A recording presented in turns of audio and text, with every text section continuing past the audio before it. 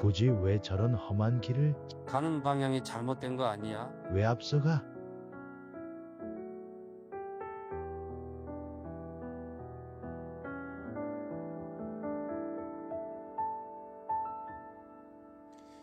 나를 지으신 이가 하나님, 나를 부르신 이가 하나님, 나를 보내신 이도 하나님, 나의 나 된 것은 다 하나님 은혜라. 나의 달려갈 길 나가도록, 나의 마지막 호흡 다하도록,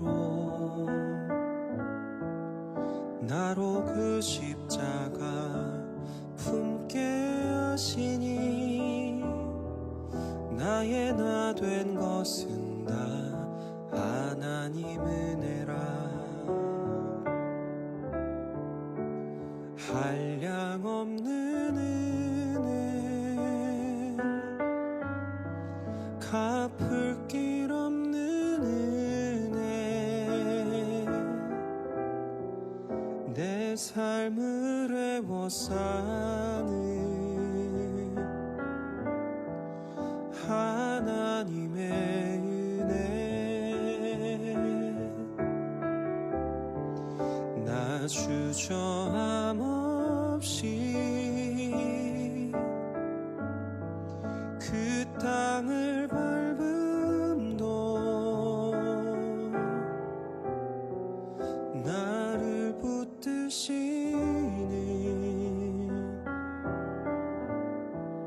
하나님의 은혜.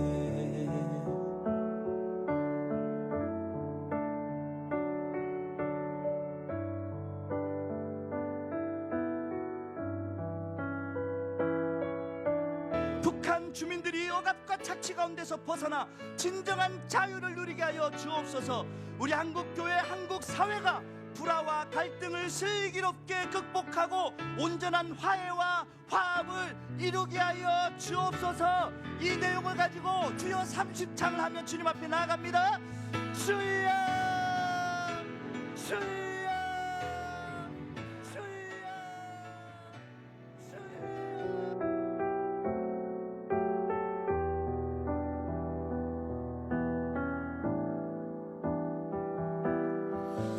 나를 지으신 이가 하나님, 나를 부르신 이가 하나님. 주님, 내가 주님을 사랑합니다. 내가 주님을 사랑합니다. 내가 주님을 진심으로 사랑합니다. 여러분, 그 사랑의 고백을 주님 앞에. 하나님, 나의 나 된 것은 다 하나님 은혜라. 나의 달려갈 길 다가도록, 나의 마지막 호흡 다하도록, 나로 그 십자가 품게 하시니, 나의 나 된 것은 다 하나님 은혜라. 한량 없는 은혜, 갚을 길 없는 은혜, 내 삶을 애워싸.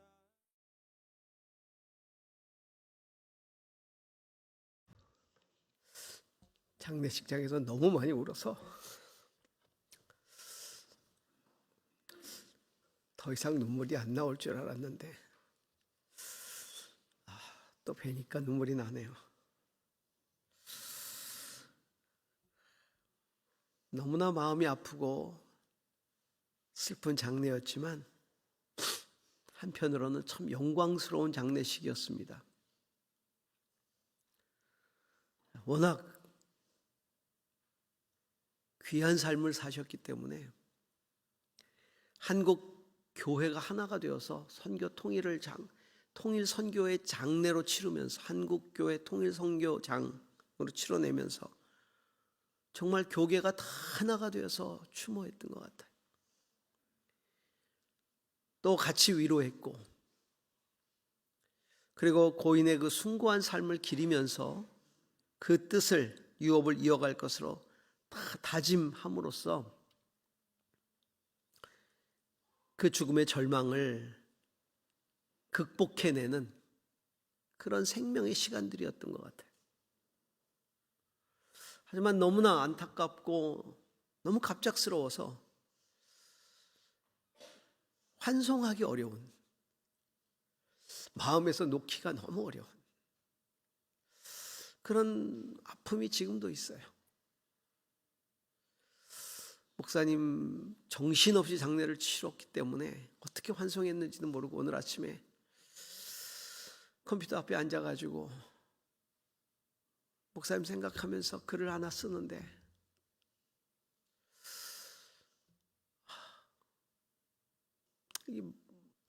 환송해야 되는데 마음이 환송이 안 돼요.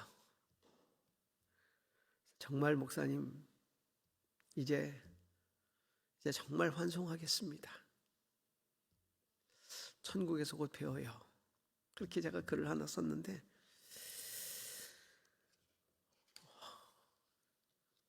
참 영광스러운 장례, 그분의 그 거룩한 삶, 숭고한 삶이 가져다준 그 영광스러운 장례였던 것 같아요. 우리가 지난주에 죽음을 향한 승리에 대해서 묵상했죠. 죽음을 삼키고서 승리를 얻었다. 죽음아 너의 승리가 어디 있느냐? 죽음아 너의 독침이 어디 있느냐? 이렇게 선포하는 승리의 선포를 묵상했습니다. 그러면서 사도 바울은 이야기하죠. 죽음의 독침은 죄요, 죄의 권세는 율법이다, 이렇게 말합니다. 죄라는 독침이 나를 찔러서 죽게 만든다는 거예요. 근데 그 독침이 나를 찌를 수 있는 근거가 바로 율법이라는 거예요. 율법에 비추어 볼 때 나는 죄인이고 그 죄 때문에 죽을 수밖에 없다는 것이죠. 바울은 평생을 율법을 지키며 살았고 자기 스스로 내가 율법의 의로는 흠잡을 데가 없다라고 고백할 정도로 철저하게 율법을 지켰던 사람이, 근데 문제는 그렇게 율법의 의로는 흠잡을 수 없다라고 선포할 정도로 평생을 지켜왔던, 그렇게 의로워지기 위해서 지켜왔던 그 율법이 오히려 자기를 정죄하고 그리고 죽음으로 몰아넣고 있다라고 고백하고 있는 겁니다. 예수 만나기 전에는 그런 생각을 전혀 갖지 않았던 사람이 오히려 그렇게 율법에 철저한 자기 자신이 자랑스러웠고 그것이 타인을 판단하고 정죄하는 자격이 됐고 근거가 됐고 권세가 됐던 사람이 내가 이만큼 율법을 철저하게 지켰으므로 남을 그렇게 정죄할 수 있다라고 생각한 거죠. 근데 예수 그리스도를 만난 후에 율법 안에서 자기를 다시 제대로 보기 시작한 거예요. 율법을 좋아하고 그렇게 지키려고 애썼지만 악을 행하려 하는 자신을, 그리고 그렇게 악을 행했던 자신을 비로소 제대로 보기 시작한 거예요. 그 대표적인 악이 무엇이냐면 그 율법을 완성하기 위해서 오신 메시아 예수 그리스도를 정죄했던, 그리고 그 메시아를 따르는 자들을 죽였던 그런 자신을 발견하게 된 거죠. 그 정죄가 찌르는 죽음이라는 독침을 벗어날 길이 없다는 것을 그는 깨닫고 자기의 비참함을 이렇게 고백했어요. 자, 로마서 7장 22절에서 25절을 함께 읽습니다. 나는 속사람으로는 하나님의 법을 즐거워하나 내 지체에는 다른 법이 있어서 내 마음의 법과 맞서서 싸우며 내 지체에 있는 죄의 법에 나를 포로로 만드는 것을 봅니다. 아, 나는 비참한 사람입니다. 누가 이 죽음에 모여서 나를 건져주겠습니까? 우리 주 예수 그리스도를 통하여 나를 건져주신 하나님께 감사를 드립니다.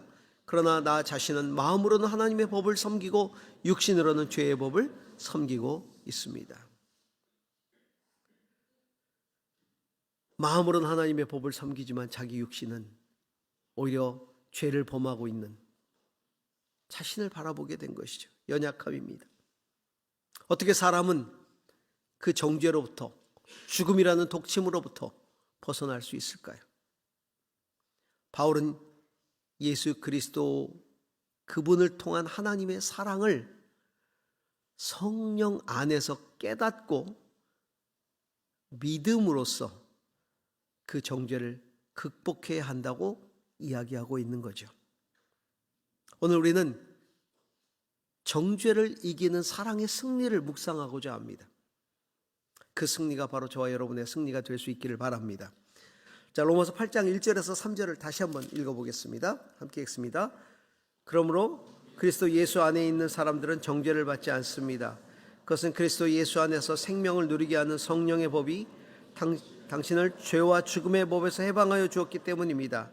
육신으로 말미암아 율법이 미약해져서 해낼 수 없었던 그 일을 하나님께서 해결하셨습니다. 곧 하나님께서는 자기 아들을 죄된 육신을 지닌 모습으로 보내셔서 죄를 없애시려고 그 육신에다 죄의 선고를 내리셨습니다. 생명의 성령의 법을 통해서 죄와 사망의 법으로부터 자유함을 얻는 것이 진정한 승리라는 거죠. 영상 중에 제가 이런 영상을 좀 봤어요. 예수를 믿는 유대인, 예수를 메시아로 믿는 유대인, 우리처럼 예수 믿는 유대인들이 있거든요. 예수를 메시아로 믿는다 그래서 메시아닉 주라고 표현을 합니다. 메시아닉 주라고 표현을 하는데, 이 메시아닉 주와 정통 유대인, 예수를 믿지 않는 정통 유대인이 만나서 대화하면서 토론하는 영상이에요. 특히 이제 구원에 대해서 토론하는, 율법, 구원에 대해서 토론하는 영상을 제가 봤어요. 그러니까 지금 묻습니다. 정통 유대인에게 어떻게 해야 구원을 얻죠? 그랬더니 율법을 지킴으로 구원을 얻습니다. 그러면 이방인들은 어떻게 구원을 얻죠? 노아의 7계명을 지키면 됩니다. 그러면 구원을 얻습니다. 근데 이 노아의 7계명이라는 게 탈무드에 나오는 거거든요. 성경에 나오는 게 아니라 탈무드에 나오는 거예요. 하나님이 노아에게 모든 인간을 위해서 지켜야 할 법으로 주신 7개의 계명이라는 거죠. 그래서 이 법을 따르면 이방인들도 선한 이교도로 여겨져서 천국을 보장받는다. 그리고 노아의 자녀라고 인정되고 유대교 집회에도 참석할 수 있다라는 탈무드에 나오는 이야기예요. 그렇게 이야기를 합니다. 그러니까 이 메시아닉 주가 다시 묻습니다. 율법이 613개인데 지금 613개의 계명 중 상당한 숫자가 제사하고 관계가 있는 율법들입니다. 당신의 말대로 율법을 지켜야 구원을 얻는다고 하면 지금 성전도 무너지고 없고 제사도 드려지지 않는데 그것과 관계된 그렇게 수많은 율법들을 지키지 않는데 어떻게 구원을 얻을 수 있습니까? 라고 물으니까 제사는 드릴 수 없지만 그 율법, 제사와 관계된 율법을 반영하고 있는 기도문이 있다는 거예요. 그 내용을 담고 있는 기도를 계속해서 드리면 그 종교적인 노력이죠. 그러면 구원을 얻을 수 있다는 겁니다. 정통 유대인들이 생각하는 구원관입니다. 지금도 철저하게 율법을 지키려고 하고 있고 율법을 지켜야 된다고 얘기하고 있고 이 종교적인 노력, 기도라고 하는 종교적인 노력을 통해서 구원을 얻으려고 하는 일들을 하고 있는 것이죠. 그렇게 했던 사람이 사도 바울 아닙니까? 그런 종교적인 노력이 바로 죄와 사망의 법이라고 이야기하고 있는 겁니다.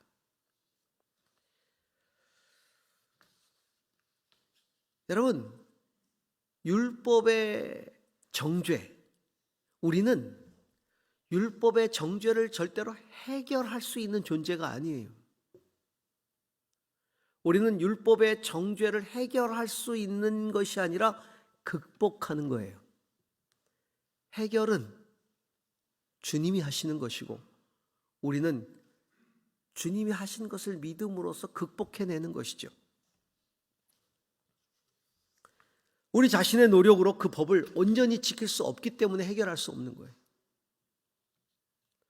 당연히 정죄로부터 해방될 수도 없는 것이죠. 예수님이 한 부자 청년을 만나셨어요. 그 부자 청년은 관원이었고 또 돈이 많은 사람이었어요. 그가 찾아와서 예수님에게 천국의 길을 묻습니다. 어떻게 해야 천국을 얻고 영생을 얻을 수 있습니까? 그때 예수님이 이러한 율법을 지켜라. 그랬더니 부자 청년이 내가 어려서부터 다 지켰습니다. 그때 예수님이 그를 사랑하셨다 이렇게 말씀하고 있어요. 사랑스럽게 여기셨다. 왜? 부자이면서 관원인데 그 율법을 지키려고 애쓰는 삶을 산 게 굉장히 사랑스러운 거예요.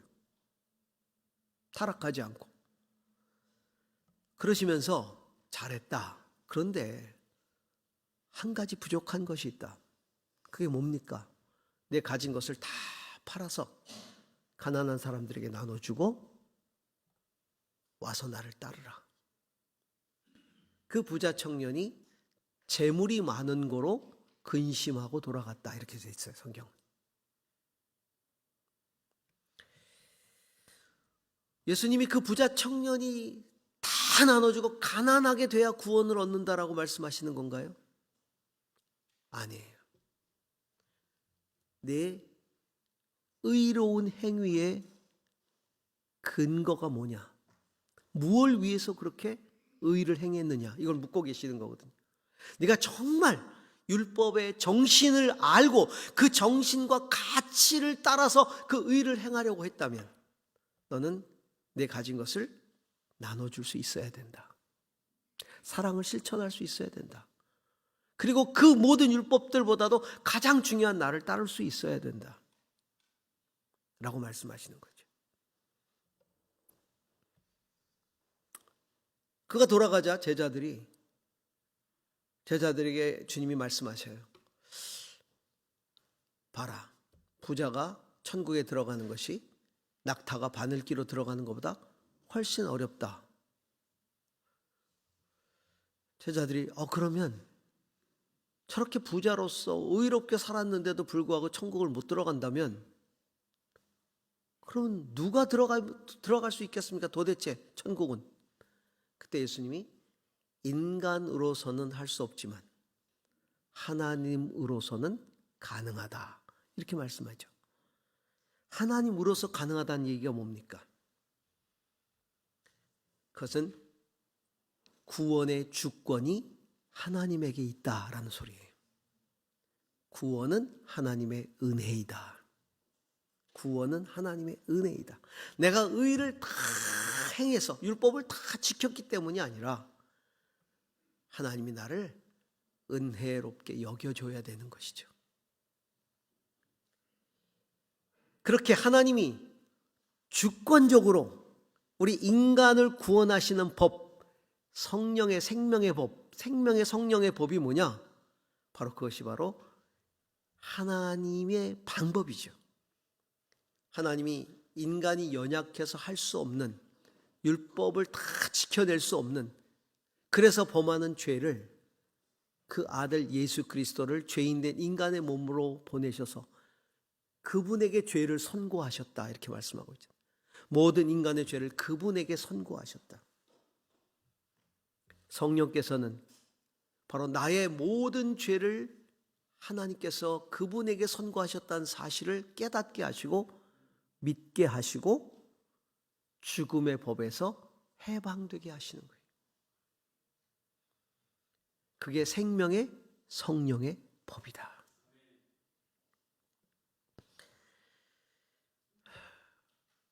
그래서 이 성령으로 구원 얻은 사람들, 죄와 사망의 법에서 해방된 사람들, 아까 제가 말씀드렸죠? 우리는 율법을 해결하는 것이 아니라 극복한다 그랬어요. 율법의 해결은 예수님이 하셨거든요. 우리는 그것을 믿음으로 정죄를 극복해내는 것이거든요. 그 사람들은 성령 안에서 기쁨으로 그 율법을 지켜나가는 것이죠. 기쁨으로 그 율법을 지켜나가는 거예요. 어떤 사역자가 그것을 이렇게 비유했어요. 자, 요한일서 5장 3절을 한번 볼까요? 같이 한번 읽습니다. 하나님을 사랑하는 것은 그 계명을 지키는 것입니다. 하나님의 계명은 무거운 짐이 아닙니다. 하나님을 정말 사랑하는 사람은 그 계명을 지킨대요. 그 짐이 아니래요. 613개의 계명을 구원을 받기 위해 지킨다는 건 엄청난 짐이죠. 그러나 하나님을 사랑하는 사람에게는 그 계명이 짐이 아니랍니다. 왜냐하면 주님의 사랑과 생명의 성령의 법 안에서 자유함으로 율법의 정죄를 극복해냈기 때문에. 사역자가 이것을 이렇게 비유하는 것을 제가 들었어요. 그분이 한국 살다가 미국을 가게 됐는데, 미국 가서 제일 마음이 불편했던 게 밥값 내는 거였답니다. 왜냐면 밥값을 내면 밥값이 비싼 데다가 거기다가 팁을 따로 주잖아요. 즉 요즘은 팁이 올라가지고 20%까지 됐거든요.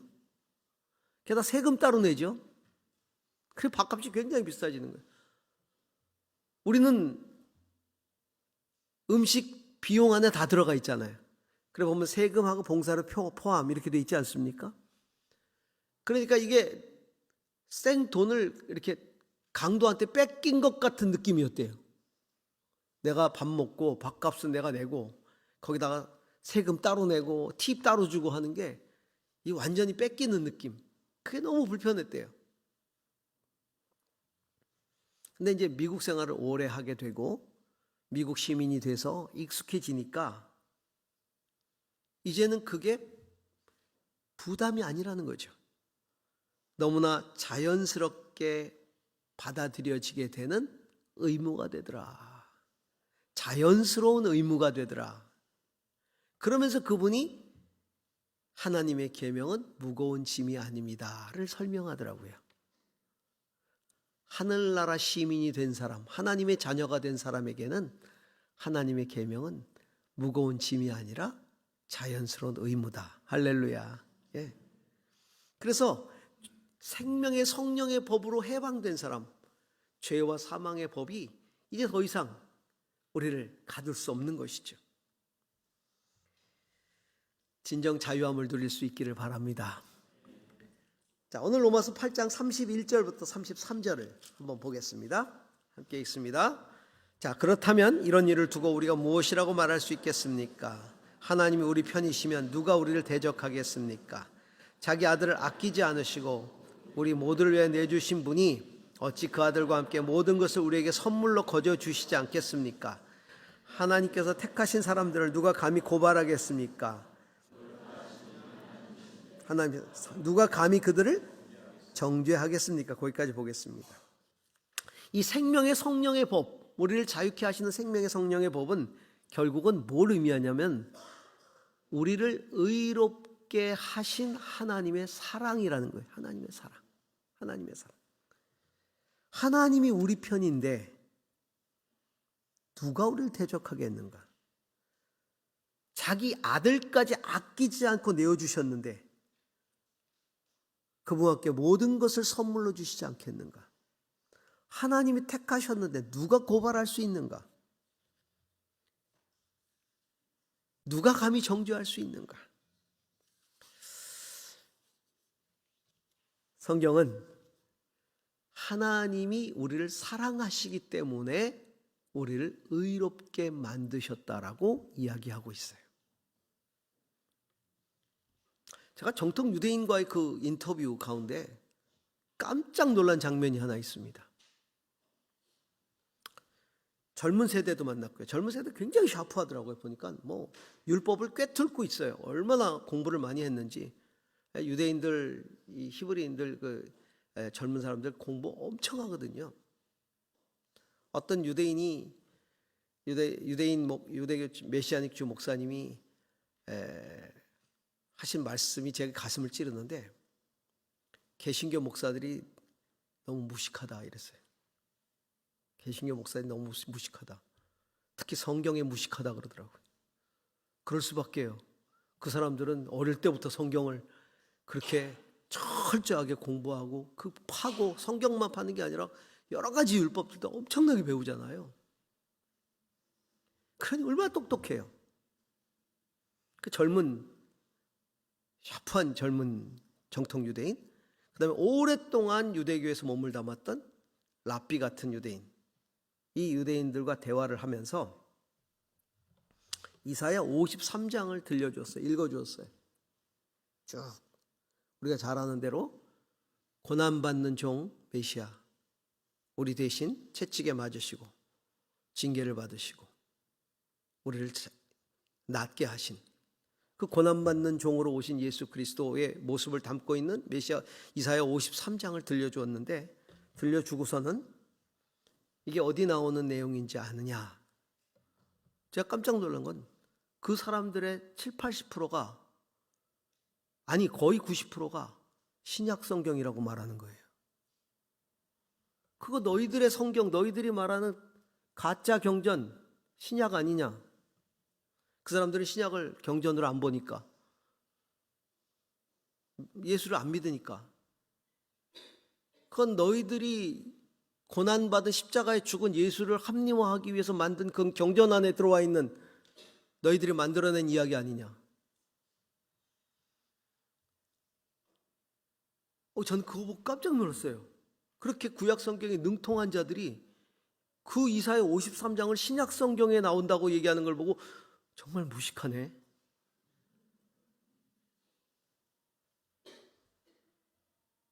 근데 이해가 된 것이 회당에서 이사야 53장을 절대로 읽지 않는데요. 52장까지만 읽고 건너뛰고 54장 읽고, 그러니 53장이 있는 줄 모르는 거지.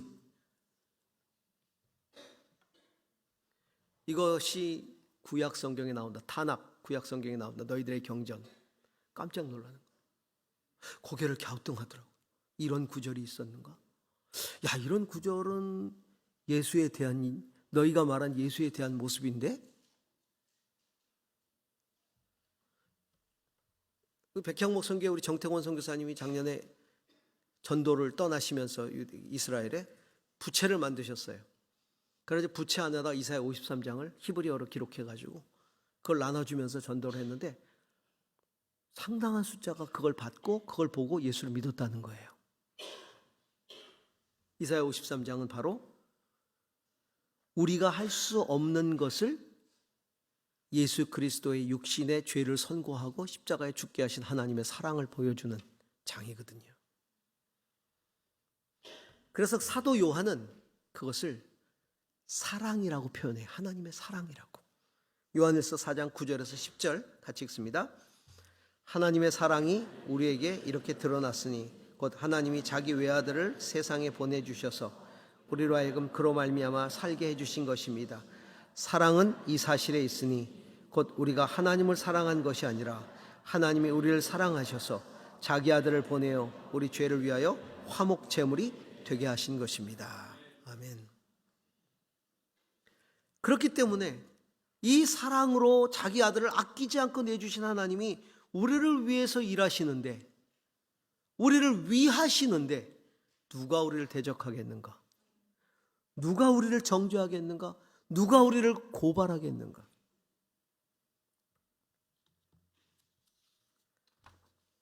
그래서 바울은 그 예수 그리스도를 만난 다음에 얻은 구원을 창세 전에 하나님이 작정하신 것이다, 이렇게 고백하잖아요.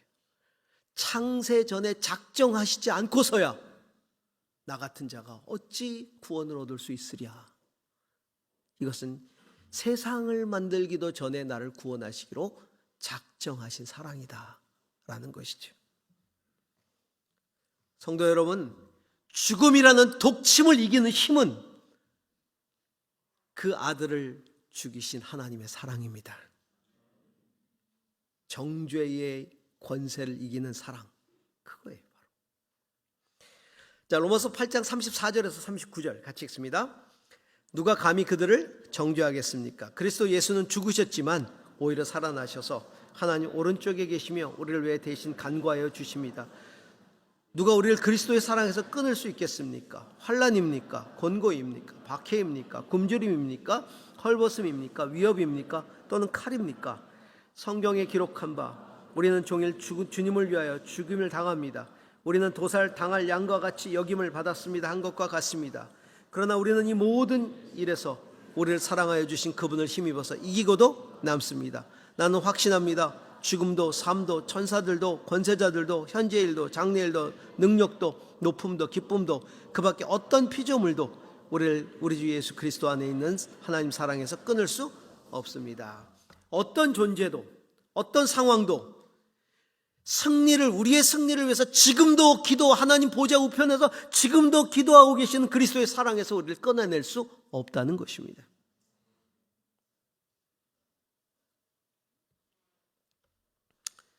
제가 1100차 주빌리, 목요일날 우리가 장례식 중에 목요일날 1100차 목요기도, 서울이죠. 서울 사랑의 교회에서 매주 목요일마다, 거기는 이제 매주마다 있거든요. 주빌리 기도회가 1100차를 맞았어요. 이번에 1100차는 이제 좀 의미 있게, 장례식 중이기도 하지만 정말 의미 있게 기도하자 그래서 사랑의 교회 본당에서 열렸습니다. 굉장히 많은 분들이 오셨어요. 제가 기도 순서를 맡았는데 기도 중에 제가 이 내용을 담았어요. 우리 오성훈 목사님,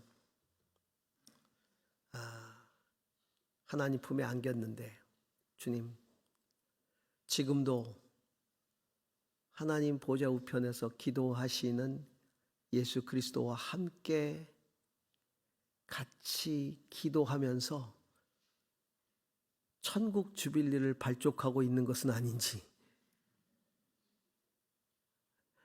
천국 주빌리를 발족하고 있는 것은 아닌지. 어떤 분이 그 앞에 기도문들이 기도가 쭉 이어지는데 좀 심각한 내용을 좀 많이 담았거든요. 막 슬펐다가 그 얘기를 듣고 빵 터져가지고 기도하다가 말고 이거 웃지도 못하고 어떻게 해야 되나 고민하셨다고 그 얘기를 나중에 들려주셨어요. 그래요. 지금도 예수 그리스도께서는 하나님 보좌 우편에서 우리의 승리를 위해서 기도하고 계십니다. 죽음의 권세는 어쩌든지 우리를 그리스도의 사랑에서 끊어내려고 해요. 고통스러운 환경들을 조성하고 영적인 존재들을 동원하고 인간관계를 이용해서 주님의 사랑에서 멀어지게 만들려고 하는 시도를 하고 있죠. 성도가 고난을 당할 때 사람들은 하나님이 살아계신다면, 그리고 사랑하신다면 내게 어떻게 이런 고난이 올 수 있는가 조롱하죠. 그러면서 하나님을 떠나라 부추깁니다. 그래요. 오성훈 목사님 57세에 돌아가셨고 그 전에 사무총장을 하셨던 이관우 목사님 56세에 간암으로 세상 떠나셨어요. 이게 무슨 일입니까 이게? 마지막에 봉안할 때 이제 화장한 그 유해를 이제 모실 때 봉안할 때 여전도사님이 기도를 이렇게 하시더라고요. 하나님, 당신의 아들을 품에 안으셔서 좋으시죠.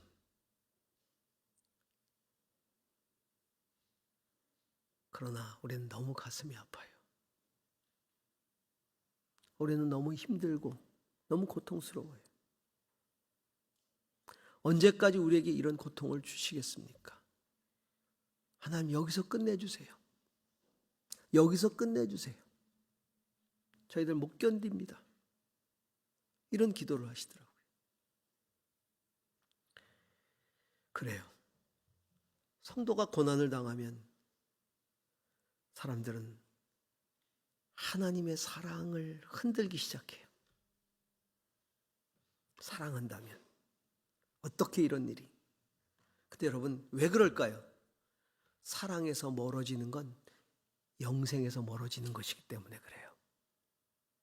하나님 세상을 이처럼 사랑하사 독생자를 주셨으니 이는 저를 믿는 자마다 멸망치 않고 영생을 얻게 하려 하심이라. 그래서 예수님도 십자가에 돌아가시는 그 순간까지 제자들을 사랑하시되 끝까지 사랑하셨다고 성경은 기록하고 있잖아요. 사랑하시되 끝까지 사랑하셨다. 그리고 부활하신 다음에도 제자들에게 뭘 확인하셨어요? 믿음을 확인하시지 않고 사랑을 확인하셨어요. 갈릴리에서 제자들을 만나시면서 3번이나 부인했던 베드로에게 너 나 믿니? 너 나 믿니? 네가 고백한 대로 나를 믿니? 이렇게 질문하지 않았어요. 네가 날 사랑하니? 네가 날 사랑하니? 네가 날 사랑하니? 그래요. 믿음이 없어서 부인한 것이 아니라는 것을 알고 있었어요. 믿음이 있었지만 두려워서. 그래서 주님을 사랑하는 걸 다시 확인시켜 주시는 것이죠. 예수께서 베드로에게 네가 날 사랑하니라고 물을 때 예수님의 마음에, 예수님의 말씀에서는 나는 너를 여전히 사랑하는데 너도 나를 여전히 사랑하니? 그거를 확인하시는 거예요. 변함없는 예수 그리스도의 사랑, 그리고 그분을 향한 나의 사랑, 그 사랑에 대한 확신과 결단이 바로 믿음이에요. 그래서 예수님은 지금 하늘에 올라가 계시지만 우리가 그 사랑에서 멀어지지 않도록, 왜냐하면 그 멀어지는 것이 사망의 권세에 사로잡히는 거니까, 예수 그리스도의 사랑에서 멀어지지 않도록, 그리고 사망의 권세를 이기도록 지금도 우리를 위해서 기도하고 계시는 것입니다. 그런데 누가 우리를 그 사랑에서 끊을 수 있겠습니까? 신앙의 삶은 그 사랑 안에서 자유함을 누리는 겁니다. 성도 여러분, 우리 모두가 정죄를 이기는 그 사랑으로 승리하는 믿음의 삶을 살아갈 수 있기를 축원합니다. 기도하겠습니다.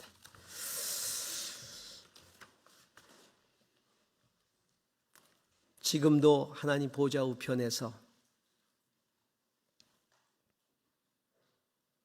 그 율법의 정죄를 이긴 그 주님의 사랑에 대한 확신이 흔들리지 않도록 기도하고 계시는 주님, 우리가 흔들리지 않는 믿음 갖게 하여 주옵소서. 나를 사랑하시는 그 주님의 사랑이 있는데 누가 우리를 정죄하겠습니까? 누가 우리를 그리스도의 사랑에서 끊을 수 있겠습니까?